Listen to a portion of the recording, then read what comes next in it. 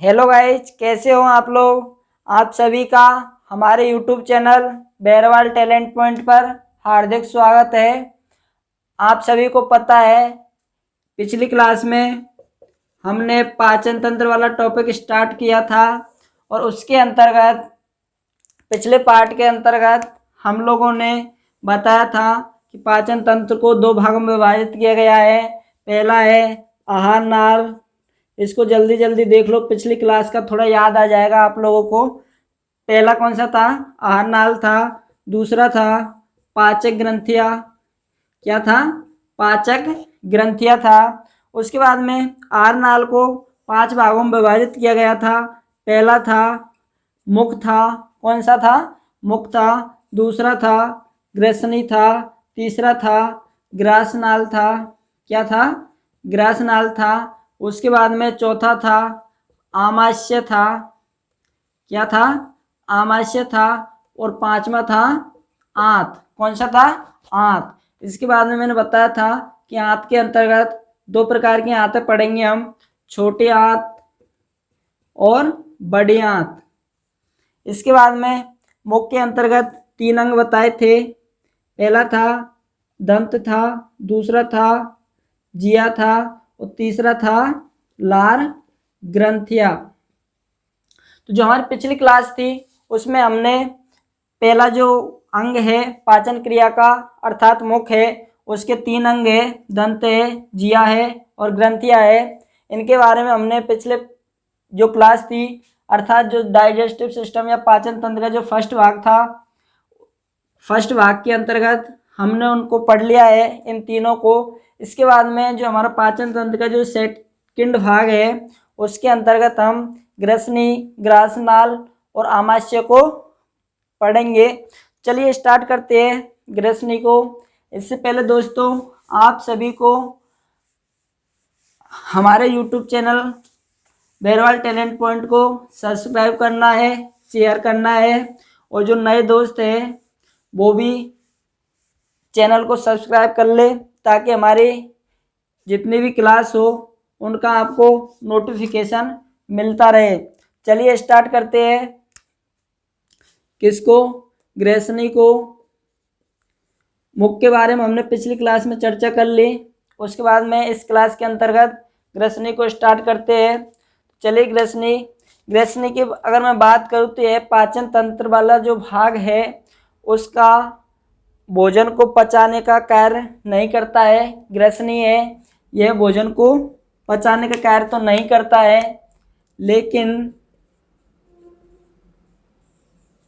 भोजन को पचाने का कार्य नहीं करता है, लेकिन फिर भी यह पाचन तंत्र का अंग माना जाता है ग्रसनी, क्योंकि जिस रास्ते से गुजर कर जाना होता है तो उस रास्ते की गणना की जाती है। तो आप लोगों को पता है कि जैसे ही भोजन मुख से जाएगा तो वह ग्रसनी में होकर जाएगा। हालांकि ग्रसनी में जो पाचन क्रिया है वह नहीं होती है, कुछ भी नहीं होता है, जैसा मुंह से जाता है ऐसे का ऐसे ही स्टोमच में चला जाता है, लेकिन ग्रसनी से होकर गुजरता है, इसलिए ग्रसनी को भी पाचन तंत्र का अंग माना जाता है। लेकिन जो ग्रसनी है इसका जो कार्य होता है वह होता है कि हमारे मुख के अंतर्गत जो श्वसन मार्ग है और भोजन का जो मार्ग है, कौन सा? भोजन मार्ग है और श्वसन मार्ग है, उन मार्गों से अलग करने का जो कार्य है वह किसके द्वारा किया जाता है? ग्रसनी के द्वारा। अर्थात ग्रसनी का केवल एक ही कार्य होता है हमारे पाचन तंत्र के अंतर्गत, जो कि 2 मार्ग होते हैं, एक तो भोजन वाला मार्ग होता है और एक होता है श्वसन वाला मार्ग। तो श्वसन वाले मार्ग से अलग करने का कार्य है वह किसके द्वारा किया जाता है? ग्रसनी के द्वारा। तो आपको बस ग्रसनी के अंतर्गत इतना ही याद करना है कि ग्रसनी का जो कार्य होता है वह होता है मार्ग को अलग करना, अर्थात भोजन वाले मार्ग को और श्वसन मार्ग को अलग करना। इसके बाद में बात करते हैं ग्रासनाल की। किसकी? ग्रासनाल की, जिसे ईसोफेगस के नाम से भी जाना जाता है। किसकी बात करते हैं? ग्रासनाल की। ग्रसनी है वह यहाँ पर पाई जाती है उसके बाद में ग्रसनाल पाया जाता है अर्थात ईसोफेगस पाया जाता है। उसके बाद में ईसोफेगस के बाद में जो खाना है वह स्टोमच में चला जाता है। चलिए स्टार्ट करते हैं। किसको? ग्रास नाल को।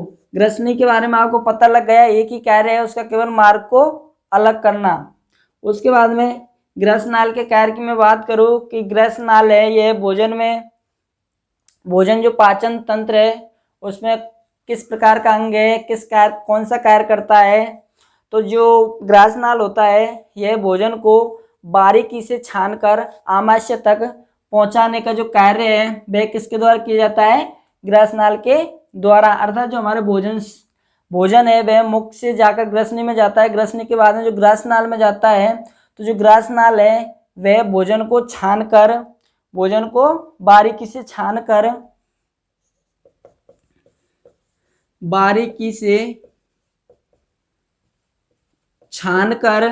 उसके बाद में आमाशय तक पहुंचाने का जो कार्य है वह किसके द्वारा किया जाता है? ग्रसनाल के द्वारा किया जाता है। इसका भी यही कार्य है, बस ग्रसनी का था श्वसन मार्ग को अलग करना, जबकि ग्रसनाल का कौन सा कार्य है? भोजन को बारीकी से छानकर भोजन को स्टोमच तक पहुंचाना अर्थात आमाशय तक पहुंचाना। यहाँ से लेकर यहाँ तक ये स्टोमच का मुख है यहाँ पर, तो जो ग्रसनाल है उसका यहाँ तक सिरा आता है। तो इस भोजन को छानकर बारीकी से और स्टोमच तक पहुंचाने का कार्य है वह किसके द्वारा किया जाता है? ग्रसनाल के द्वारा। इसके बाद में जो अच्छी तरीक़ा से पढ़ेंगे, जो पाचन तंत्र में जो महत्वपूर्ण अंग है वह है स्टोमच। कौन सा है? स्टोमच। तो स्टोमच को अच्छी तरीक़ा से पढ़ेंगे, आमाशय को अच्छी तरीक़ा से पढ़ेंगे। चौथा जो अंग है वह कौन सा है? आमाशय। कौन सा है? आमाशय, जिसे जठर के नाम से भी जाना जाता है। किस नाम से जाना जाता है? जठर के नाम से भी जाना जाता है। इसके बाद में मैं बात करूं कि भाई जो आमाशय है इसके अंतर्गत लगभग हमारा जो भोजन है, हम भोजन जो प्राप्त करते हैं ये आमाशय के अंतर्गत कितने देर तक ठहरता है? तो जो आमाशय के अंतर्गत जो प्राप्त भोजन है, मानव के द्वारा जो भोजन प्राप्त किया जाता है यह 4 से 5 घंटे तक, कितने घंटे तक? 4 से 5 घंटे तक खाना कहाँ पर ठहरता है? आमाशय के अंतर्गत रुकता है। अर्थात 4 से 5 घंटे तक जो पाचन की क्रिया होती है वह कहाँ पर होती है? आमाशय पर होती है। उसके बाद में जो आमाशय है इस प्रकार आपको दिखाई दे रहा है। आमाशय इस प्रकार आपको आमाशय दिखाई दे रहा है। तो आमाशय की जो दीवार है, आमाशय की जो दीवारों पर जो छोटी छोटी ग्रंथियां पाई जाती है उन्हें किस नाम से जाना जाता है? इस प्रकार आमाशय की जो दीवार है उस पर जो ये छोटी छोटी ग्रंथियां पाई जाती है इन्हें किस नाम से जाना जाता है? जठर ग्रंथि के नाम से जाना जाता है। किस नाम से जाना जाता है? जठर ग्रंथियों के नाम से जाना जाता है। किसको जाना जाता है? जो आमाशय की दीवारों पर जो छोटे छोटे जो ग्रंथियां पाई जाती है उसे जठर ग्रंथियों के नाम से जाना जाता है। और ये आगे चलकर अलग अलग प्रकार के एंजाइम बनाती है जिसे जठर रस नाम से जाना जाता है। किस नाम से जाना जाता है? जठर रस नाम से जाना जाता है। जो ये जठर रस ग्रंथियां पाई जाती है ये आगे चलकर अलग अलग प्रकार की ग्रंथियां या रस बनाती है जिसे किस नाम से जाना जाता है? गैस्ट्रिक जूस के नाम से जाना जाता है या जठर नाम से जाना जाता है। इसके बाद में मैं जठर रस के पीएच मान की बात करूं कि भाई जो आमाशय के द्वारा जो जठर रस का निर्माण किया जाता है उसका जो पीएच मान होता है वह कितना होता है? 1.5 से लेकर 3.5। कितना होता है गैस्ट्रिक जूस का पीएच मान? 1.5 से लेकर 3.5। उसके बाद में बात करूँ कि भाई जो जठर रस है इसके द्वारा जो स्त्रावित होने वाले जो एंजाइम है वह कौन कौन से एंजाइम है जिन्हें स्त्रावित करता है? तो जो आमाशय है वह 4 प्रकार के एंजाइम स्त्रावित करता है। उन चारों की मैं बात करूं कौन कौन से एंजाइम है। पहला है HCl, कौन सा है पहला HCl, पहला है HCl, दूसरा है पेप्सिनोजन, पेप्सिनोजन, तीसरा है पोरेनिन, कौन सा है पोरेनिन, उसके बाद में चौथा है म्योसिन। इस प्रकार 4 प्रकार के एंजाइम है जिन्हें स्त्रावित करने का कार्य है वह किसके द्वारा किया जाता है, आमाशय के द्वारा। तो मैं इनके कार्यों की बात करूँ कि जो 4 प्रकार के एंजाइम है जिन्हें स्त्रावित किया जाता है तो इनका हमारी बॉडी के अंतर्गत, पाचन तंत्र के अंतर्गत कोई ना कोई कार्य होगा, तभी जाके इन एंजाइमों को स्त्रावित किया जाता है। तो HCl की अगर मैं बात करूँ कि HCl है, यह कौन सा कार्य करता है हमारे पाचन तंत्र के अंतर्गत। तो जो HCl एंजाइम पाया जाता है यह भोजन को अम्लीय माध्यम प्रदान करने का, कौन सा अम्लीय माध्यम प्रदान करने का जो कार्य है वह कौन से एंजाइम के द्वारा किया जाता है, HCl एंजाइम के द्वारा। इस प्रकार एग्जाम में क्वेश्चन आते हैं कि भाई भोजन जो पाचन क्रिया है उसमें जो HCl पाया जाता है या फिर अम्लीय जो माध्यम है वह कौन से एंजाइम के द्वारा प्रदान किया जाता है। तो जो अम्लीय माध्यम है भोजन के अंतर्गत वह कौन से एंजाइम के द्वारा किया जाता है, HCl एंजाइम के द्वारा।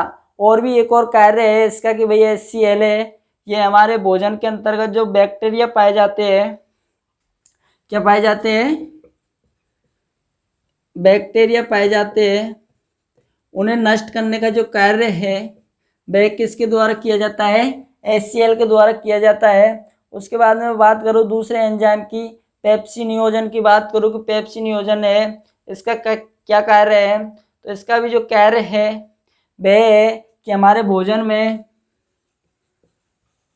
अम्लीय माध्यम प्रदान करने के बाद में पेप्सिन में बदलने का कार्य है, किसमें, पेप्सिन में जो बदलने का कार्य है वह किसके द्वारा किया जाता है, पेप्सिनियोजन के द्वारा। पेप्सिनियोजन का कौन सा कार्य है कि भोजन को अम्लीय माध्यम प्रदान करने के बाद में पेप्सिन में बदलने का कार्य है वह किसके द्वारा किया जाता है, पेप्सिनियोजन के बाद में। उसके बाद में अगले एंजाइम की बात करूं मैं प्रोनिन की, कि प्रोनिन एंजाइम है, इसका कौन सा कार्य है। तो प्रोनिन एंजाइम है, यह हमारे भोजन को अम्लीय माध्यम प्रदान करने के बाद में रेनिन में बदलने का कार्य किया जाता है। तो आपने देखा होगा कि बच्चे हैं वह दूध को जो पचाने का कार्य है वह कौन से एंजाइम के द्वारा किया जाता है, कि बच्चों जो दूध पीता है तो दूध को जो पचाने का कार्य है वह कौन से एंजाइम के द्वारा किया जाता है, रेनिन के द्वारा। जैसे कौन बदलता है, प्रोनिन के द्वारा अम्लीय माध्यम प्रदान करने के बाद में रेनिन में बदलता है। तो रेनिन है, यह दूध को पचाने का कार्य करता है। उसके बाद में बात करूँ अगले एंजाइम की जो कि मियोसिन नामक एंजाइम है, इसके कार्य की बात करूँ तो यह हमारे भोजन को चिकना बनाने का कार्य करता है। कैसा, चिकना बनाने का कार्य है, चिकना बनाने का जो कार्य है वह कौन से एंजाइम के द्वारा किया जाता है, मियोसिन एंजाइम के द्वारा किया जाता है। और यह है जो HCl के द्वारा जो एसिड से जो आमाशय की दीवार है उनसे जो रक्षा करने का कार्य है वह किसके द्वारा किया जाता है, मियोसिन के द्वारा। जो HCl जो एसिड होता है तो वह आमाशय की दीवारों पर चिपका रहता है और उनसे जो रक्षा करने का कार्य है वह कौन से एंजाइम के द्वारा किया जाता है, मियोसिन के द्वारा। उसके बाद में आमाशय के अंदर जो अम्ल माध्यम प्रदान करने का कार्य है वह किसके द्वारा किया जाता है, प्रोटीन के द्वारा। आमाशय के अंतर्गत जो अम्लीय माध्यम प्रदान करने के बाद में प्रोटीन का पाचन होता है, पाचक होता है प्रोटीन का।